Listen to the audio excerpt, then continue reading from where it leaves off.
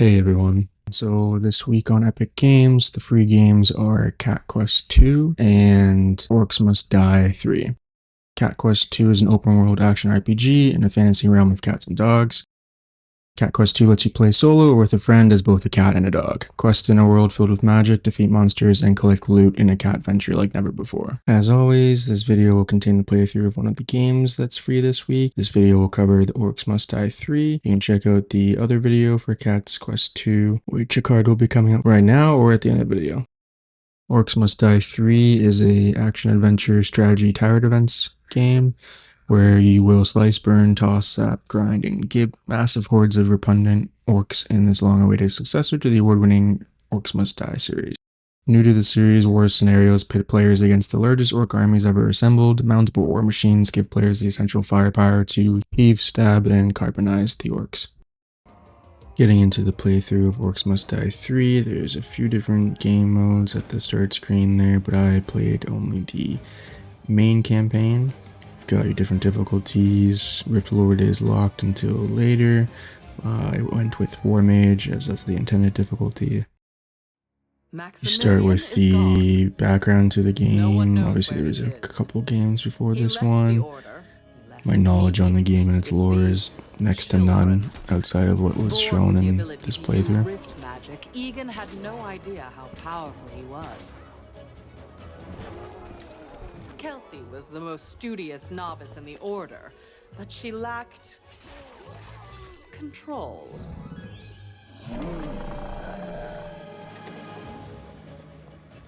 I had to test their capabilities.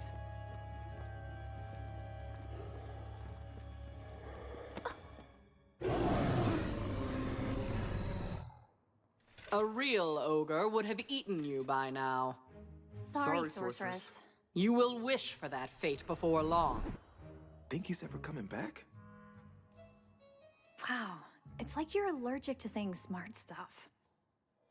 Come, playtime is over.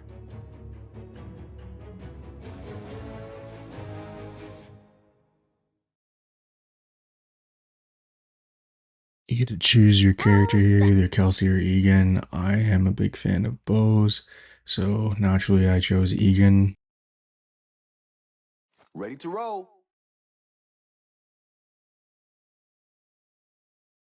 Then you get into the game, it'll teach you your objective, load up bar currency. You can turn off some of these hints as you go through, but it helps you to understand how you place traps, what your secondary weapon does, what your movement abilities do. Out of the two games this week, I was looking forward to playing this game because I do enjoy tower defense games. I used to play balloon tower defense a lot, and this game definitely hit the spot for that. Okay, that is definitely not an order rift. Yeah, I'd like to tell you. Starting out here, I found it was really helpful to see the path of the orcs. Really helps when you're trying to strategize your trap placement to ensure that they're running over it or how they might interact with them. How do we hear her when we can't see her? Telepathy, genius. As I played, I tried to spread out traps a little bit more.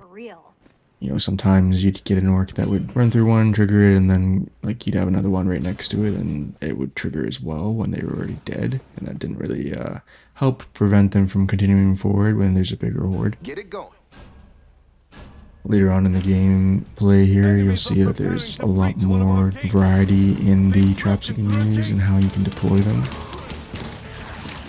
The other thing I enjoyed was that in the trap placement stage, you're able to actually read up on the enemies that will be coming at you and what their weaknesses are, what they're strong against, and you're able to upgrade traps and change weapons, and these have like lightning or fire damage or the freeze. You've got arcane, and the orcs can be weak to that. The other thing you can do too is get headshots on the orcs. Some orcs will go down in one shot like the light orc.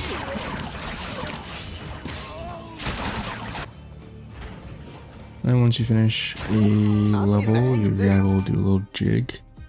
You get a victory score, and you'll get these skulls, and depending on how many you can get, increases your bonus skulls for upgrading traps or weapons you have. Getting to the upgrade section, you can actually unlock other traps, weapons, and trinkets. And there's also heroes that appear to unlock as you play through the game. As you complete each level, you do end up unlocking other traps. I think after this first level, I unlocked the gravity trap, which lifts the orcs up and stands back down. I chose to buy this knight, found out later that he's only good for the war scenario, which we'll see some of that gameplay later.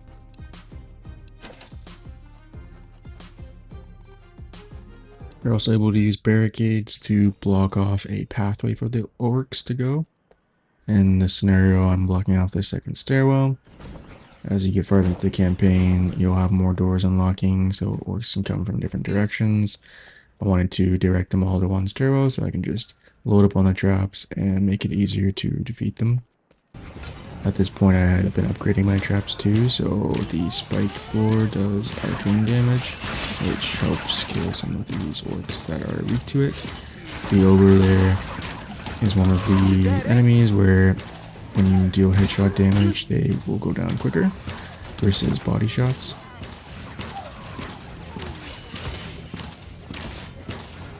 You also get these speedy guys that will run by, and the intent is to not let anything get into the rift. At the top there you'll see I have the number 20. If 20 get by, then I lose. At this point I also bought this sword. I liked using it for close combat in case things got a little too tight for the bow. I got stunned there by the ogre, but managed to stop these enemies from coming through the rift. Can even place traps mid-wave if needed. And here I'm able to do a movement ability, which is the double pressing jump. Slams down and stuns a bunch of the orcs. I ended up just layering the entire stairs with spike traps and arrow walls to get the win, while keeping my distance to take out anything that got past. And after you finish that, you get to try the war scenario, give a bit of background lore to it. It's 150 years ago, but you end up playing as this sorcerer. So this is where I can actually use the knight I bought previously. And he will sit on the floor and then attack as things get close. He'll even run to track guys down if they get past him. And then at the top there is where you can view all your enemies and their various weaknesses and strengths. My strength and your knowledge of rift magic. I'm manning this trebuchet. I'm able to launch explosives as the horde approaches. They don't end up attacking you while you're in this, which I thought was interesting. I don't know if on a more difficult level if they would, but I think their main objective is just to get to the rift, so I'm not really blocking it, so there's no reason for them to really come and attack me. Now Crag likes to dismantle your traps, so I had to get out of it and chase him down. You see a couple of my knights were trying to take him down as well.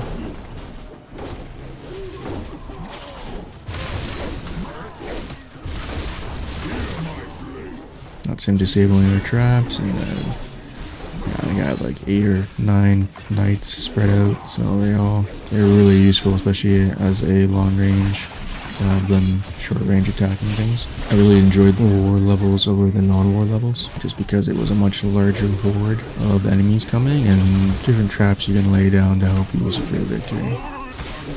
Overall, I really enjoyed the game, the fighting mechanics, the strategic nature of it, with the traps and the various different ways you can go about defeating the orcs. It's just a fun time.